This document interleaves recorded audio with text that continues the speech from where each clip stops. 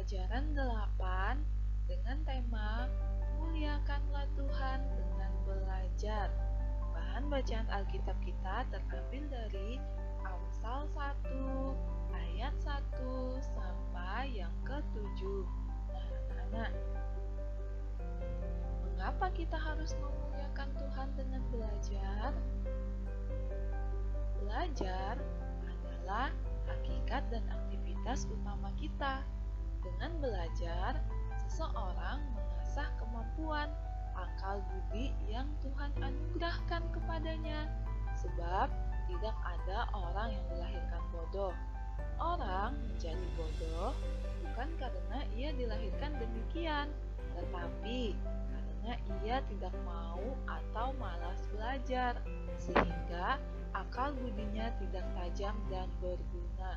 Nah, anak-anak, sama seperti dengan pisau yang tidak pernah dipakai dan tidak pernah diasah, lama-lama akan menjadi tumpul. Begitupun jika kita malas belajar, kita akan menjadi orang yang bodoh. Nah, anak-anak, kita harus memuliakan Tuhan. Nah, salah satu contoh kita memuliakan Tuhan yaitu dengan belajar.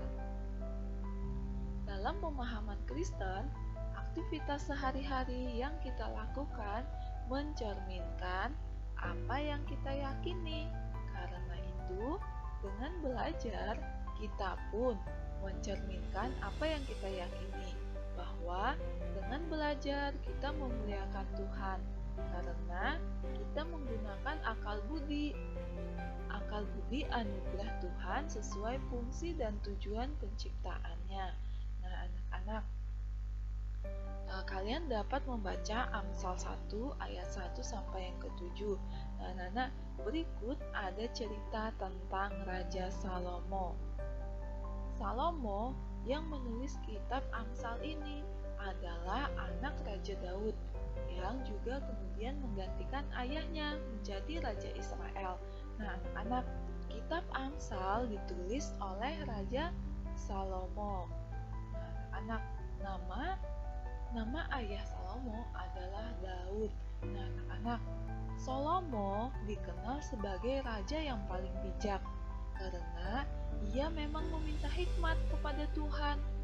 Ia tidak meminta kekayaan atau ketenaran. Nah, anak, mari kita membaca 1 Raja-Raja 3 ayat 5 sampai yang ke-10. Di Gibeon, itu Tuhan menampakkan diri kepada Salomo dalam mimpi pada waktu malam. Berfirmanlah Allah, "Mintalah apa yang hendak kuberikan kepadamu." Lalu Salomo berkata, "Engkaulah yang telah menunjukkan kasih setiamu yang besar kepada hamba-Mu Daud, ayahku.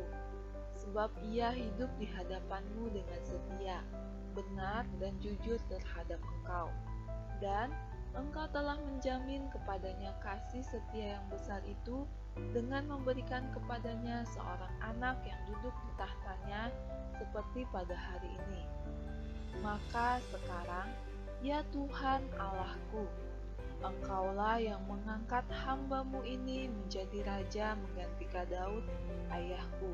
Sekalipun aku masih sangat muda dan belum berpengalaman, demikianlah hamba-Mu ini berada di tengah-tengah umat-Mu yang Kau pilih. Suatu umat yang besar, yang tidak terhitung dan tidak terkira banyaknya. Maka berikanlah kepada hamba-Mu ini hati yang panah menimbang perkara, hati yang paham menimbang perkara untuk menghakimi umat-Mu, dengan dapat membedakan antara yang baik dan yang jahat. Sebab siapakah yang sanggup menghakimi umat-Mu yang sangat besar ini? Lalu adalah baik di mata Tuhan bahwa Salomo meminta hal yang demikian. Nah, anak-anak, di sini dikatakan bahwa Salomo meminta hikmat kepada Tuhan dan Tuhan memandang itu baik. Nah, anak-anak, itulah sebabnya tulisan Salomo dalam kitab Amsal ini memiliki pesan hikmat kebijaksanaan yang dalam, yang bersumber dari Tuhan. Nah, anak-anak, Salomo memuliakan Tuhan dengan hikmat yang juga berasal dari Tuhan. Nah, anak-anak, demikianlah kita dapat memuliakan Tuhan dengan belajar. Salomo dalam bagian awal kitab Amsal ini menyatakan bahwa melalui pendidikan orang akan pandai, tahu, dan melakukan apa yang benar, adil dan jujur, dan juga memberikan kecerdasan serta pengetahuan dan hikmat. Nah, anak-anak, siapakah yang menjadi sumber hikmat dalam hidup manusia? Tentunya kalian pasti tahu. Kitab Amsal mengatakan bahwa awal dari semua pendidikan dan hikmat adalah dari Tuhan sendiri, karena Tuhanlah sumber hikmat. Karena itu, setiap orang yang sudah mendapatkan hikmat dan didikan harus menerapkan semuanya itu untuk memuliakan Tuhan. Nah, anak-anak, sumber hikmat dan sumber kepintaran adalah dari Tuhan. Tuhan adalah sumber hikmat. Nah, anak-anak, jadi setiap kita harus memuliakan Tuhan dengan menggunakan kepintaran kita, menggunakan pengetahuan kita, menggunakan hikmat kita untuk memuliakan Tuhan. Nah, anak-anak, luar biasa bukan? Kepintaran atau kecerdasan yang manusia miliki ternyata berasal dari Tuhan dan bukan berasal dari yang lain atau hanya berasal dari usaha sendiri manusia. Nah, anak-anak, itulah sebabnya ketika manusia menggunakan akal dan pikirannya itu, berarti manusia sedang memuliakan Tuhan. Nah, anak-anak, kenapa tadi dikatakan bahwa kepintaran atau kecerdasan manusia berasal dari Tuhan? Bukan berasal dari usaha diri manusia sendiri. Nah, anak-anak, karena Tuhan adalah sumber hikmat. Nah, anak-anak, dalam bacaan kita di Amsal 1 ayat 1 sampai yang ke-7, perikop ini merupakan pengantar bagi seluruh kitab Amsal. Kita tahu bahwa kitab Amsal dikaitkan dengan Salomo sebagai seorang yang memiliki hikmat dari Tuhan. Nah, anak-anak, Salomo dianggap sebagai penulis atau pengarang kitab ini. Dalam ayat 1 sampai yang ke-9, konteks pengajaran Amsal ini ialah keluarga, yaitu orang tua kepada anak yang tak berpengalaman dan muda, seperti dikatakan dalam ayat 4. Tetapi juga Salomo mau mempertajamkan kemampuan para pegawai dan birokrasi yang dia kembangkan, seperti yang dikatakan dalam ayat 5 sampai yang ke-6. Nah, anak-anak, Amsal pasal pertama ini memiliki konteks yang merujuk kepada satu kebudayaan atau bangsa, yaitu Israel. Amsal ini berbicara tentang hikmat. Nah, anak-anak, hikmat tidak sekedar informasi, tetapi kemampuan untuk menggunakan informasi dan pemahaman dengan tepat dalam konteks tertentu untuk mencapai suatu tujuan. Nah, anak-anak, hal kedua yang diketahui ialah didikan. Kata ini merujuk pada proses agregi kemampuan untuk belajar dari pengalaman orang-orang lain, melainkan melalui kata-kata mereka yang bermakna. Nah, anak-anak, dari Amsal ini juga kita mengetahui bahwa belajar dari pengalaman bertujuan untuk menjadikan orang pandai.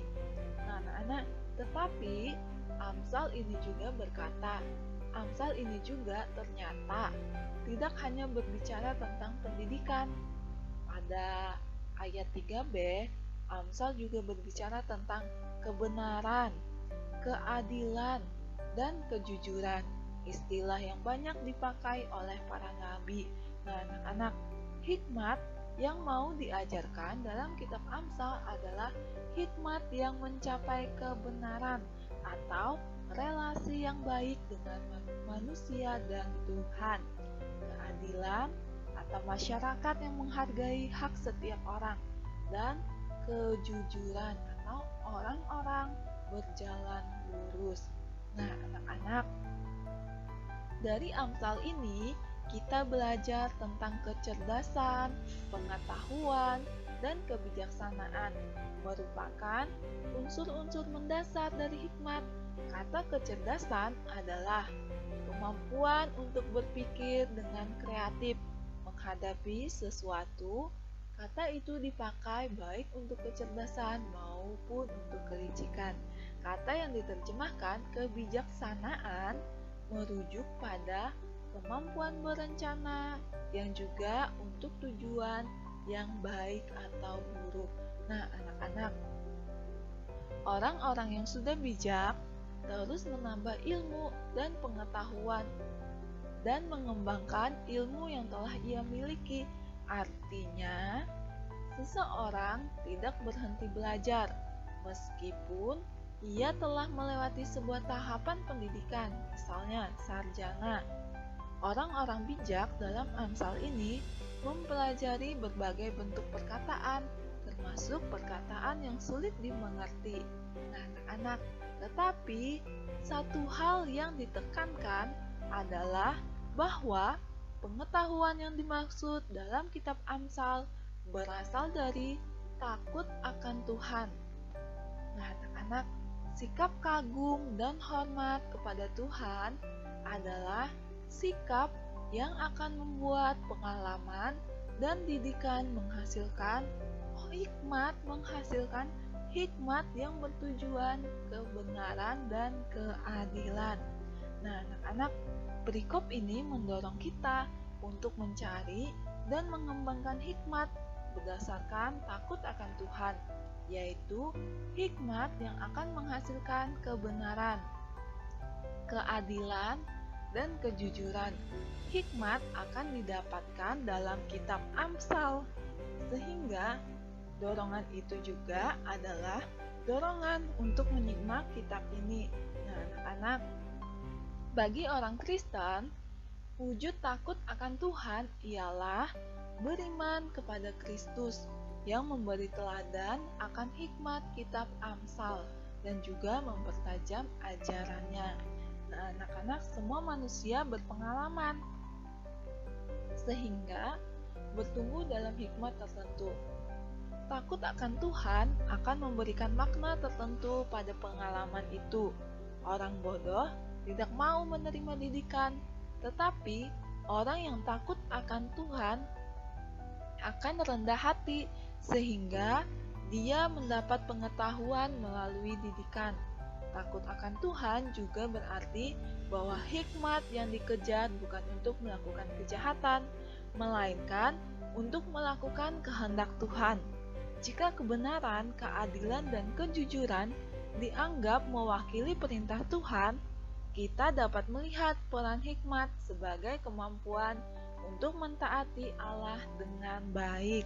Nah, anak-anak, kumpulan Amsal ini ditulis untuk menolong orang bertumbuh dalam iman, sehingga memiliki hikmat dalam moral dan etika.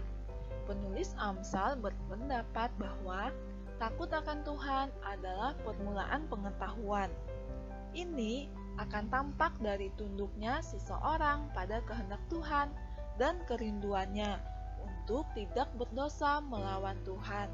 Itulah hikmat yang dimaksud penulis Amsal, yaitu hidup sesuai sudut pandang Allah. Hikmat memampukan orang untuk memahami pengajaran dalam berbagai bentuk, sehingga bisa menjadi lebih pandai. Bukan hanya pandai dalam melakukan sesuatu, melainkan untuk melakukannya dengan benar, adil, dan jujur. Nah, anak-anak, penulis Amsal menyatakan bahwa hikmat diperlukan juga oleh orang yang sudah bijak agar makin berhikmat. Tidak banyak orang mencari hikmat, tetapi sebagai orang beriman kita tahu bahwa Dengan hidup takut akan Tuhan, orang akan tahu bagaimana ia harus hidup, bagaimana ia harus mengatasi masalah, bagaimana ia harus mengambil keputusan, bagaimana ia harus tegak di tengah badai yang menantang iman. Nah, anak-anak, untuk pembelajaran kita hari ini sampai di sini, Ibu berdoa dan berharap kita selalu sehat dan kalian tetap semangat belajar meskipun kita belajar dari rumah saja. Nah, anak-anak, sebelum kita mengakhiri pembelajaran kita hari ini, marilah kita berdoa. Tuhan, Engkaulah sumber pengetahuan dan hikmat dalam kehidupan kami. Ajarlah kami untuk belajar dengan tekun, baik dan jujur setiap hari, agar kami memuliakan nama-Mu dalam kehidupan kami sebagai seorang pelajar. Tolonglah kami menjadi pelajar yang cerdas dan tidak menyombongkan diri. Di dalam nama Tuhan Yesus Kristus kami memohon. Amin. Nah, anak-anak, sampai jumpa di pertemuan berikutnya. Tuhan Yesus memberkatimu. Shalom.